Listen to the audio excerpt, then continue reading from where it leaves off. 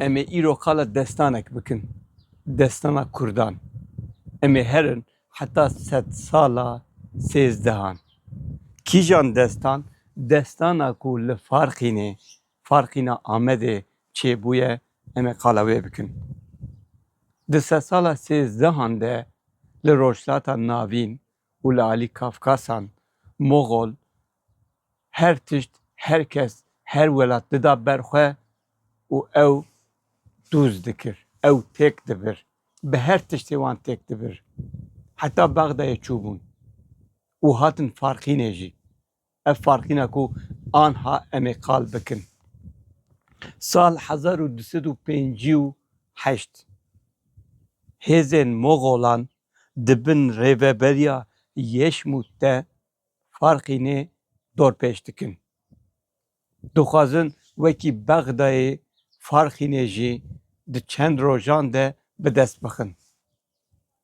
Lê nikarin.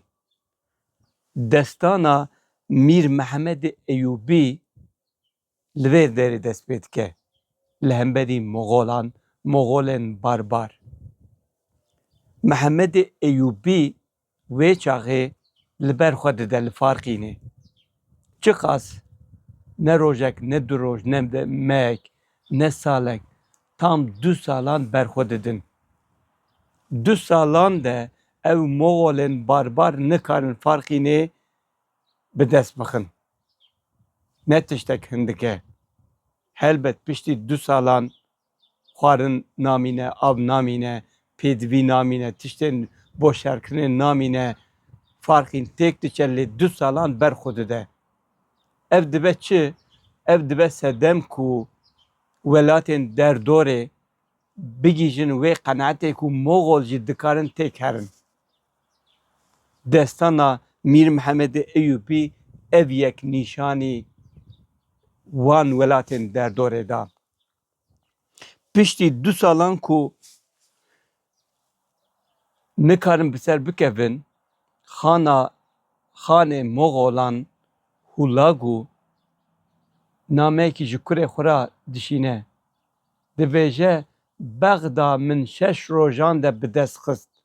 Tu çawa nikarî Farxînek biçûk di 2 salan de bi dest bixî? û hêzên din jî dişîne bi ser wir de. Mixabin piştî 2 salan Moğol Farxînê têk dibin. û destana Mîr Mehemedê Eyyûbî li vir dest pê dike. Li vir dibe destan, dibe dîrok û em ana hay jê hene. Em bi çi hay jê hene? Pirtûkek anha derketiye ji weşanên nayê, Ramazan temel kuran wekî bi destankî nivîsandiye û ev pirtûk qala vê destanê dike. Piştî salan li Kobanî jî Kurdan nîşan dan ku Daîş dikare têk here. Li Farxînê jî heman tişt çêbû bû. Kurdan nîşan dan, Moğol dikarin têk herin. Bi vê pirtûkê yên ku bixwazin dikarin bigirin û bixwînin û vê destanê carekê din hîn bibin, bibîrbînin.